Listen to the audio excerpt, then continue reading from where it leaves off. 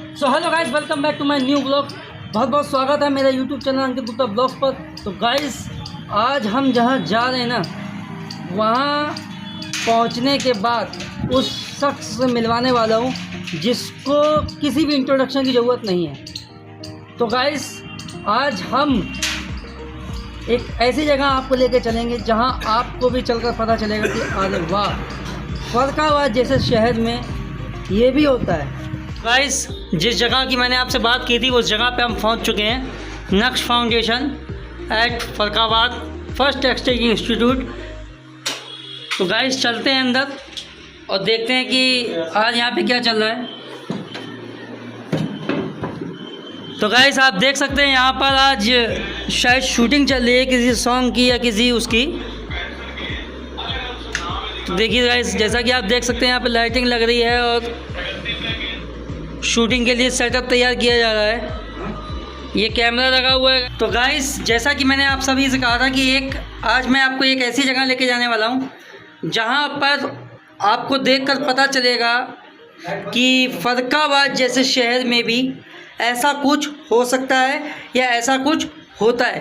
तो गाइस, चलते हैं अंदर और दिखाते हैं आपको कि क्या हो रहा है, क्या नहीं हो रहा है। आज हम आए हैं नक्श फाउंडेशन या यूँ कह लीजिए नक्श थिएटर इन फर्रुखाबाद। तो गाइस, चलते हैं अंदर। तो गाइस, आप देख सकते हैं हम अंदर आ चुके हैं और यहाँ पर ये देखिए, ये यहाँ के जो भी कलाकार लोग हैं या जो भी टीम के लोग हैं, यहाँ देखिए लाइट सेट करते हुए। तो दोस्तों, यहाँ पर आप सोच नहीं सकते हैं कि बच्चों को अभिनय और फिल्म के साथ साथ बहुत कुछ यहाँ पर सिखाया जाता है। शायद यहाँ पर आज कोई शूट चल रहा है, या तो हो सकता है किसी शॉर्ट फिल्म का है, या हो सकता है किसी गाने का है। ये देखिए, यहाँ पर भैया लाइट सेट कर रहे हैं और यहाँ पर हमारे एक कलाकार जो इस सॉन्ग में या कुछ शॉर्ट फिल्म में आने वाले हैं, वो यहाँ पर अपनी रीडिंग कर रहे हैं या कुछ कर रहे हैं। और ये देखिए गाइस, यहाँ पर कैमरा लगा हुआ है जिससे शूट होगा।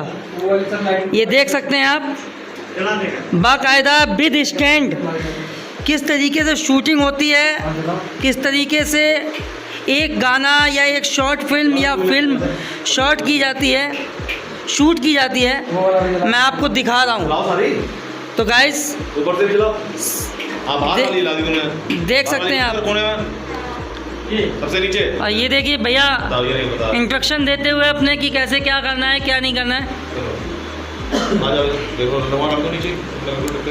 देखिए, तो यहाँ पर जो इस नक्श थिएटर के डायरेक्टर हैं हमारे सर अमित सक्सेना सर, वो यहाँ पे गाइडेंस, उनके गाइडेंस में ये शूट हो रहा है। तो शूट होने के बाद 5 मिनट हम इनका भी लेंगे ताकि इनके विचार भी जान सकें कि फिल्म और थिएटर को लेके क्या लोगों की सोच है, और लेकिन एक्चुअली वो क्या चीज़ है।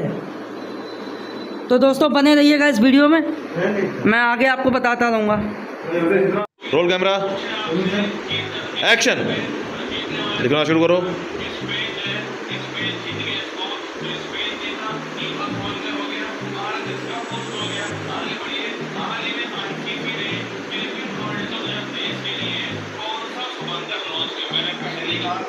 एक्शन। Okay sir, done. तो फाइनली दोस्तों, वो घड़ी आ चुकी है जब हम नक्श थिएटर के डायरेक्टर, ओनर से हम आपको रूबरू कराने वाले हैं। तो कुछ ही समय में वो हमारे साथ होंगे। जो अभी शूट आपने देखा वो अभी पूरा तो नहीं हुआ है, उसमें टाइम लगेगा, लेकिन बहुत जल्दी आपको उनका भी शूट देखने को मिलेगा कि वो शूट आखिर था क्या और क्या हो रहा था, क्यों हो रहा था, वो भी आपको देखने को मिलेगा। तो दोस्तों, फाइनली नक्श थिएटर के ओनर, फाउंडर कुछ भी कह लीजिए, हमारे बड़े भाई हमारे साथ इस समय मौजूद हैं। नमस्कार भैया। नमस्कार नमस्कार नमस्कार, बहुत बहुत शुभकामनाएं, बहुत बहुत धन्यवाद कि आप हमारे नेक्स्ट थिएटर में आए। भैया मैं आपसे जानना चाहूँगा कि लोगों की आजकल थिएटर को लेकर, फिल्म को लेकर एक अलग धारणा है, तो मैं आपसे के मुख से जानना चाहूँगा कि आखिर फिल्म और थिएटर है क्या, उन दोनों में डिफरेंस क्या है और क्यों करना चाहिए लोगों को? देखिए, बहुत सिंपल भाषा में डिफरेंस बता देता हूँ। बहुत सिंपल डिफरेंस है कि थिएटर जो होता है वो लाइव शो होता है, हम मंच पर लाइव परफॉर्मेंस दे रहे होते हैं जी। और फिल्म में हम शूटिंग पहले होती है, उसके बाद उसको रिलीज करके सिनेमा हॉल के अंदर जाके देखते हैं। तो एक जी। बहुत ही छोटा सा डिफरेंस जो सब लोग लगभग जानते हैं इस बात को। जी जी। बाकी अगर एज एन एक्टर अगर आप पूछो कि एज एन एक्टर क्या डिफरेंस होता है थिएटर और सिनेमा में, तो सिनेमा तक पहुंचने का जो एक माध्यम है, जो एक रास्ता है, वो रंगमंच होता है, थिएटर होता है। अगर आप सिनेमा में काम करना चाहते हैं, आप अभिनेता बनना चाहते हैं जी, और आप अभिनय सीख कर सिनेमा जगत में जाना चाहते हैं अपनी पहचान बनाने के लिए, तो आपका रास्ता जो आप सिलेक्ट करोगे वो रास्ता सिर्फ और सिर्फ थिएटर से होकर गुजरता है। तो ये एक डिफरेंस है एक्टर के, बीइंग ऑफ एक्टर। जी। सिनेमा क्या है और थिएटर क्या है? सिनेमा और थिएटर एक ऐसा माध्यम है जो समाज की बातों को जनता तक बहुत ही सरल माध्यम से जनता के सामने रखते हैं। सिनेमा मतलब समाज का आईना। जी। हम समाज में घटने वाली वो घटनाओं को जो हम नहीं जानते हैं, बहुत सी चीजें ऐसी जैसे हम नहीं जानते हैं, उन्हें सिनेमा के माध्यम से हम जन जन तक पहुंचा सकते हैं। और वही थिएटर का काम है।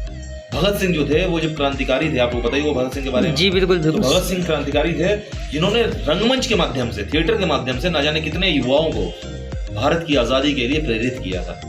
तो थिएटर के माध्यम से भी हम समाज में लोगों को जागरूक कर सकते हैं। वो किसी फॉर्म में हो सकता है थिएटर।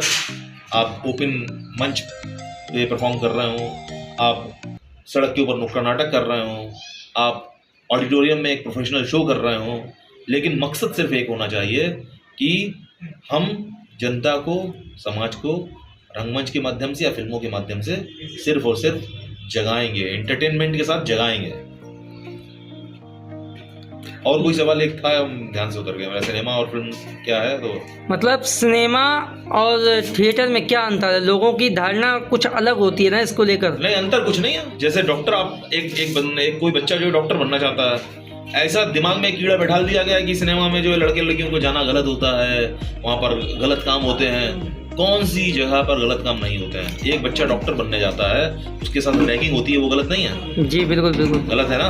एक गलत गंदे तरीके से रैगिंग होती है, चाहे वो लड़की हो चाहे लड़का, उसके संग गलत तरीके से रैगिंग होती है। कितने साल लगते हैं? लोग कहते हैं अरे पूरा जीवन दे देना पड़ता है सिनेमा और थिएटर के लिए, तब भी इंसान का करियर नहीं बनता। नहीं भाई, एक डॉक्टर बनने के लिए भी 10 साल देने पड़ते हैं, 12 साल देने पड़ते हैं। वैसे ही एक सिनेमा में काम करने के लिए, एक एक्टर बनने के लिए भी इतना ही टाइम देना पड़ता है। हाँ, कुछ अलग काम है और कुछ अलग ही लोग कर सकते हैं जिनको ऊपर वाले ने सिलेक्ट किया है। सारे लोग नहीं कर सकते हैं, वरना हर कोई दुनिया में अभिनेता होता। अभिनेता का काम या डॉक्टर का काम भी डॉक्टर ही कर सकता है केवल। सबके काम अलग अलग बटे हुए हैं। हमें कंपैरिजन नहीं करना चाहिए। हमें ये नहीं करना चाहिए कि वो डॉक्टर है। हेलो, हमने देखा समाज में क्या होता है अपने यहाँ कि कोई डॉक्टर अगर कोई लड़का है, कोई टीचर है, कोई इंजीनियर अगर है, अगर आप अभिनेता हैं और आप खड़े हुए हैं, तो लोग आपकी बेइज्जती कर देंगे, उस डॉक्टर की इज्जत बढ़ा देंगे। जबकि में वो अपने प्रोफेशन में कामयाब है और एक्टर अपने प्रोफेशन में कामयाब होता है। सबका अलग अलग प्रोफेशन है। और एंटरटेनमेंट का फील्ड, मतलब नाटकों का अगर हम बोलें, जैसे आज से हजारों वर्ष पहले जब महाभारत हुआ करती थी, रामायण हुआ करती थी, है ना, जिस समय कृष्ण भगवान का दौर था, क्या आपको लगता है जिस समय राजाओं का दौर था उस समय क्या नाटक नहीं होते थे? उस समय भी नाटक होते थे। उस समय नाटिका होती थी, ठीक है, नाट्य, बहुत सारे नाटक खेले जाते थे जो कि मतलब क्या कहते हैं उसे, देखिए, कविताओं के रूप में होते थे। जी, कविताओं के फॉर्म में होते थे। तो नाटकों का रूप, एंटरटेनमेंट का फील्ड जो है कभी खत्म नहीं हुआ है, ना कभी खत्म होगा। हजारों सदियों से जो है चला आ रहा है और ये चलता रहेगा, कभी बंद नहीं हो सकता, कभी बंद खत्म नहीं हो सकता। इवन रंगमंच के प्रति अब धीमे धीमे युवा जो है जागरूक हो रहा है और रंगमंच ही एक माध्यम है सिनेमा तक पहुंचने का।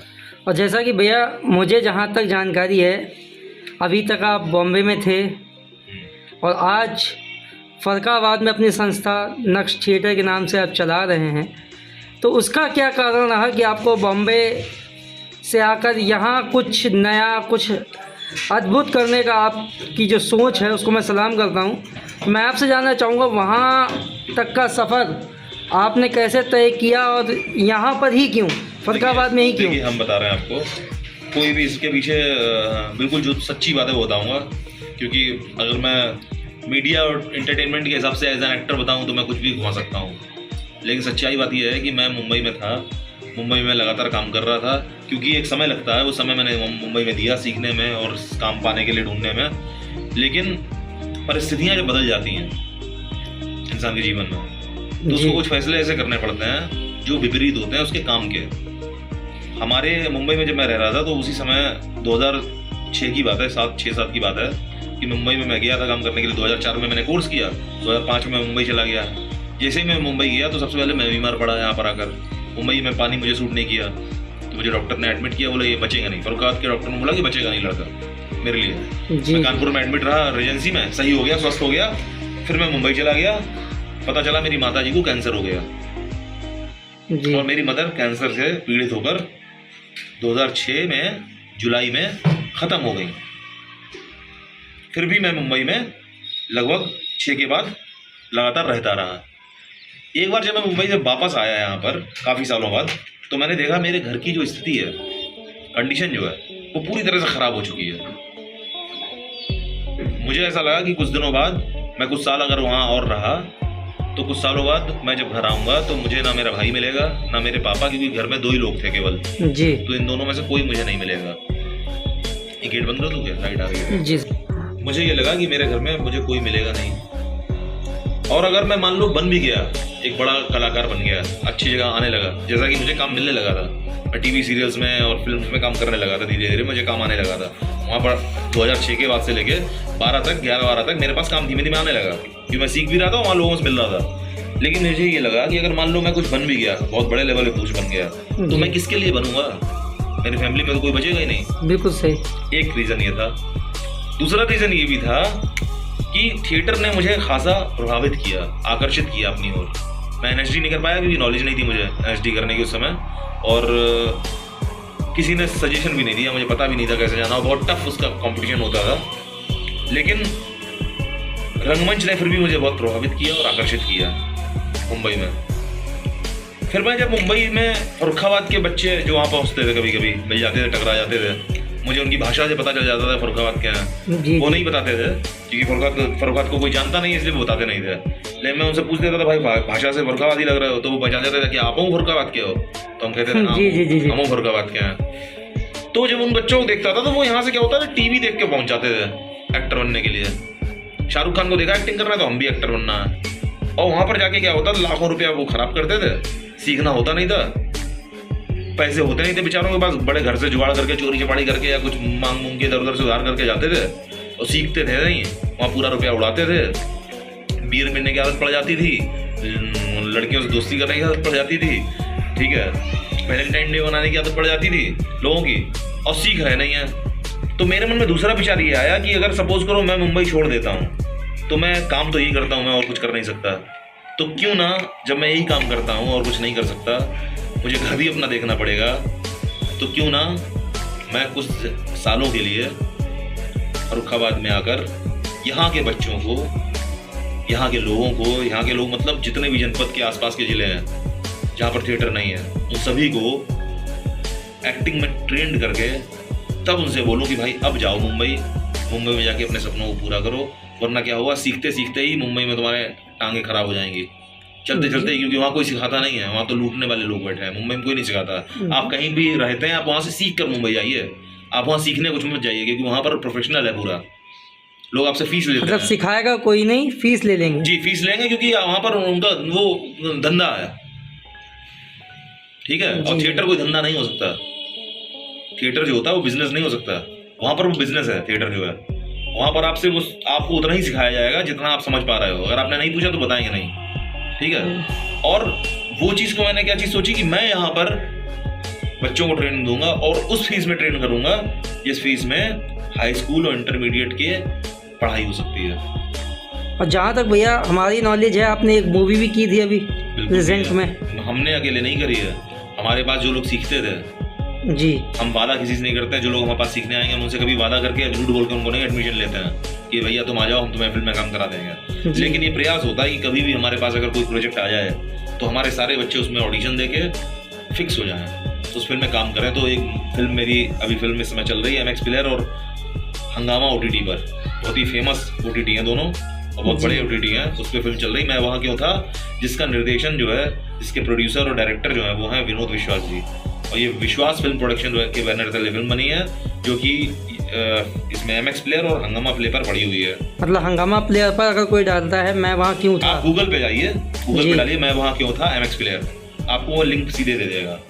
जी जी उस फिल्म में अकेले मैंने काम नहीं किया है, उस वक्त के जो भी मेरे बैच के साथ बच्चे सीख रहे थे उन सब बच्चों ने लगभग सब बच्चों ने उसमें काम किया है, चाहे वो छोटा काम हो, बड़ा काम हो, इफेक्टिव काम हो, या उन्होंने अपने काम से इफेक्टिव बना दिया हो। जी जी और यूपी भर से और भारत भर से बहुत सारे कलाकार उसमें काम कर रहे हैं। ऐसा नहीं है कि सिर्फ हमारे ग्रुप ने ही काम किया है, वो फिल्म में पूरे यूपी से और पूरे भारत से बहुत से लोगों ने काम किया है। हमारे ग्रुप में सबसे ज़्यादा बड़ा हिस्सा था जो उसमें काम कर रहे हैं, क्योंकि हमारे बच्चों को ऑडिशन दिलवाया गया, वो सब क्लियर हो गया, कुछ लोग नहीं भी हो पाए क्लियर। जी जी जी। तो ये बेसिकली आप यहाँ के बच्चों को देखकर उनमें कुछ समझकर कि छोटे शहर के बच्चे, जैसे कहा नहीं जाता कि छोटे शहर के बच्चे कुछ नहीं कर सकते हैं, तो उस नहीं, सोच को बदलने के लिए, छोटे शहर के बच्चे कुछ नहीं कर सकते, ये जो कहता है वो गलत है भाई, छोटे शहर के बच्चे ही करते हैं। तो इस सोच को बदलने के लिए आपने नक्श की स्थापना कब की? नहीं, इस सोच को बदलने के लिए नहीं की, मैंने इस सोच को भरने के लिए उनके मन में इसकी स्थापना करी कि अगर एक्टर बनना है तो रंगमंच सीखना पड़ेगा, अभिनय सीखना पड़ेगा, तभी आप बन सकते हो, वरना नहीं बन सकते। तो भैया आपने इस नक्श की स्थापना कब की? इसकी स्थापना हुई थी सन 2016 में। सन 2016। और आज 16 से 4 साल उधर और 3 साल इधर, 2023 चल रहा है आज, 4 3 7 सालें हो चुकी हैं।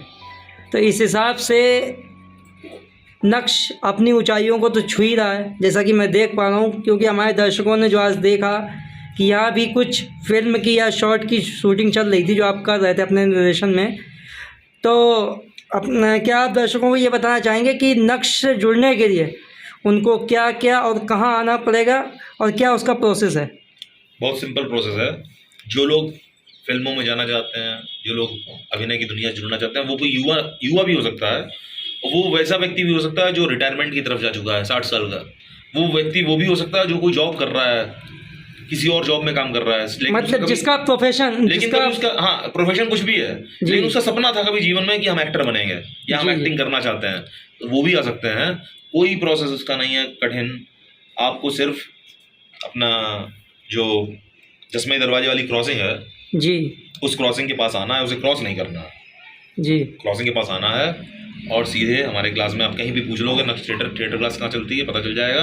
अगर फिर भी आपको दिक्कत हो रही है तो आप जाइए गूगल पे, वहाँ पर सर्च कीजिए Naqsh film and theatre acting studio, Naqsh film and theatre acting studio, Google पर जाकर वहाँ पर पिन पड़ी हुई है, वहाँ पर जाके आप उसे ऑन करेंगे, सीधे डिस्टेंस को और जैसा कि आपने भैया बताया था कि यहाँ पर आप हाई स्कूल और इंटर की फ़ीस जितनी होती है उतने में आप एक्टिंग सिखाते हैं, तो क्या मैं जानना चाहूँगा कि कितनी फ़ीस हो सकती है? टोटल फीस होती है जो मतलब ऐसा है कि आपकी जो है, आप अगर कहीं पे भी सीखने जाएंगे तो मिनिमम आपको 25 से 30 हज़ार रुपया देना पड़ता है जी, 3 महीने का 25 से 30 हज़ार रुपया देना पड़ता है। कहीं पे भी आप जाओ, आप दिल्ली जाओ, मुंबई जाओ, कहीं पे भी जाओ, और ज़्यादा ही होगा, कहीं पे जाएगा लाखों की फीस है। लेकिन वहाँ पर सुविधाएं बहुत सारी होती हैं, एसी रूम होते हैं, बड़े बड़े हॉल्स होते हैं। हमारा इतना बड़ा हॉल नहीं है, एसी रूम नहीं है, लेकिन हमारे पास इतनी व्यवस्था है कि आप आराम से हमारे यहाँ आके सीख सकते हैं सारी चीज़ें। और लाखों का कोर्स हम करवाएंगे, कितने में? सिर्फ 3,000 रुपये महीने में वो कोर्स आपका चलेगा, 3,000 रुपये महीने केवल। और आप आइए, आपको सिर्फ आके अपना आधार कार्ड और अपनी 2 फोटो लेके आनी है, एक फॉर्म भरना है। अगर आप युवा हैं, 18 साल से ऊपर की आयु है आपकी, फिर भी आपको अपने माता पिता का साथ लेके आना, किसी एक को से साइन करवाते हैं, माता पिता के साइन होने चाहिए। दूसरी चीज़, आपके अंदर ये जज्बा होना चाहिए, दूसरा इतना पेशेंस होना चाहिए, धैर्यता होनी चाहिए कि आप रुक कर पहले सीखें, उसके बाद आप अपने काम करने के लिए मुंबई या दिल्ली, जहाँ पे भी काम आपको करना है, वहाँ जाके काम करें। जैसा कि हम सभी जानते हैं इस समय प्रेजेंट में दिल्ली में भी फिल्म सिटी बनने वाली है, जी तो उस पर कुछ प्रकाश डालने की कोशिश करें। बिल्कुल। 2003 फेज में फिल्म सिटी जो है बन रही है, 3 फेज में। जी पहला फेज 2024 में पूरा हो जाएगा, 2024 में पहला फेज पूरा हो जाएगा और शूटिंग का काम शुरू हो जाएगा। तो बहुत ज़्यादा संभावनाएं हैं यूपी के कलाकारों के लिए। जो लोग आज सीख लेंगे, जो लोग रील्स में, यूट्यूब के शॉर्ट्स में, जो भी लोग इन सब चीज़ों को बनाकर, इसमें शॉर्ट्स बनाकर और रील्स बनाकर जो लोग सोचते हैं कि वो एक्टर बन गए हैं, तो जीवन में कभी भी ये मान लीजिए कि आप वो नहीं बन सकते जो आप सपना देख रहे हैं। आपको अगर बड़ा एक्टर बनना है, जो आज की डेट में अक्षय कुमार, आयुष्मान खुराना और सुशांत सिंह राजपूत जैसे थे, वैसे अगर उस लेवल पे जाना है तो आपको एक्टिंग प्रॉपर वे में सीखना होगा। और अब चांसेस ज़्यादा हैं क्योंकि वेब सीरीज़ बनती हैं, टीवी सीरियल्स बनते हैं, मूवीज़ बनती हैं सिनेमा हॉल में लगने वाली, तो चांसेस ज़्यादा हैं। और अब तो दिल्ली में फिल्म सिटी जो बन रही है, नोएडा में बन रही है, दिल्ली में नहीं बन रही है, नोएडा में फिल्म सिटी बन रही है यमुना एक्सप्रेस वे के पास। वहाँ पर 24 से काम शुरू हो जाएगा, तो संभावनाएं और बढ़ जाएंगी। इसलिए अपने आप को आज से ही ट्रेन करना शुरू कर दें, ताकि जिस समय फिल्म सिटी बने और रिक्वायरमेंट आए तो आप ऑडिशंस क्लियर करके काम कर सकें। तो भैया दिल्ली में भी नक्श का कुछ योगदान होगा? नहीं, फिल्म सिटी मुंबई में अगर बनी हुई है, अगर मुंबई में फिल्म सिटी है तो नक्श ने तो जो फिल्म में अभी काम किया है नक्श की टीम ने, तो वो इंडिया में बनी है ना। अब इंडिया में ऐसा हो गया, सिनेमा ग्लोबलाइजेशन हो गया है। जी जी इंटरनेट की वजह से आप कहीं भी रहकर फिल्म मेकिंग कर सकते हैं। जी किसी भी क्षेत्र में, आप गांव में रह रहे हो, आप गांव में फिल्म मेकिंग। अगर आपने पंचायत मूवी देखी हो तो कैसी बनी है, आप देखिए उसे जाके, पूरा परफेक्ट गाँव का है, गाँव में शूटिंग हुई है, ठीक है। तो ऐसी एक नहीं, ऐसी तमाम फिल्में OTT पड़ी हुई जो ब्लॉकबस्टर है OTT के हिसाब से, लेकिन वो हिट है। और लेकिन गांव का पूरा वो है। आप देख लीजिए, वो एक फिल्म आई थी माजी द माउंटेन मैन, पूरा गांव के ऊपर है, नवाजुद्दीन सिद्दीकी ने काम किया था उसमें, इतनी ज़बरदस्त फिल्म है। तो फिल्म का अब ये मतलब नहीं रहेगा दिल्ली या मुंबई में जाके आप फिल्म कर सकते हैं, काम कर सकते हैं। हम यहाँ पर इस काम के लिए बैठे हैं, हमारे पास जैसी सहूलियत होगी तो हम इसके लिए काम करेंगे। हमारे पास शूटिंग होती रहती है। अभी हमारे एक स्टूडेंट हैं विशाल सिंह, उनके पास एक कॉन्टेक्ट आया है, उसी गाने का शूट कर रहे थे हम लोग आज। वो कॉन्टेक्ट कंपटीशन में हम लोग भेजते हैं चीज़ें, तो गाना जो है कंपटीशन में भेजना है हमें बना के, उसके लिए भी शूटिंग चल रही थी दिन से सुबह से। हमारी एक शॉर्ट फिल्म अभी एक कंपटीशन में पड़ी हुई है, छत्तीसगढ़ फिल्म कंपटीशन में पड़ी हुई है, भेजा है हमने उसे। हम ऐसे कॉम्पिटिशन्स होते हैं जो चलते रहते हैं इंटरनेशनल नेशनल लेवल पे, उसमें भेजते हैं फिल्मों को। तो ये कोई ज़रूरी नहीं है कि आप दिल्ली में हो या मुंबई में हो तभी आपको काम मिलेगा। आपको सक्सेस पानी है, आपको हिट होना है, तो आप कहीं से भी हो सकते हैं, लेकिन आपके अंदर जुनून होना चाहिए काम करने का। एक लास्ट क्वेश्चन कि जैसा कि आपने बताया कि ना यहाँ पर आने के लिए आपने फ़ीस बताई है 3000 रुपये, कम मिल जाएगी। अगर कोई इस वीडियो को देख कर आता है तो उसे कुछ डिस्काउंट मिले? बिल्कुल। जो भी लोग अंकित भाई का ये जो चैनल है और इस वीडियो को देखकर कोई भी आता है, जो लोग आपके चैनल को सब्सक्राइब कर देंगे, इसमें कमेंट्स करेंगे एक्टिंग सीखने के लिए, और वो यहाँ पर आते हैं एडमिशन लेने के लिए और चाहते हैं कि वो एक्टिंग सीखना चाहते हैं, और उन्होंने आके ये दिखा दिया कि ये मैंने चैनल को सब्सक्राइब किया है अंकित भाई का जी, तो उनकी फ़ीस आधी कर दूंगा मैं, 50% डिस्काउंट जी। तो दोस्तों सिर्फ आपके कहने पे। आपने देख चुके हैं, भैया ने इतना बड़ा ऐलान कर दिया, तो उसके लिए मैं भैया का बहुत बड़ा धन्यवाद व्यक्त करता हूँ। तो भैया के मैंने मांगे थे 5 मिनट, भैया ने 10 मिनट दे दिए, उसके लिए भैया का बहुत बड़ा आभारी हूँ। बहुत तो इसी के साथ मिलते हैं किसी नेक्स्ट वीडियो में। Take care, goodbye and all the best.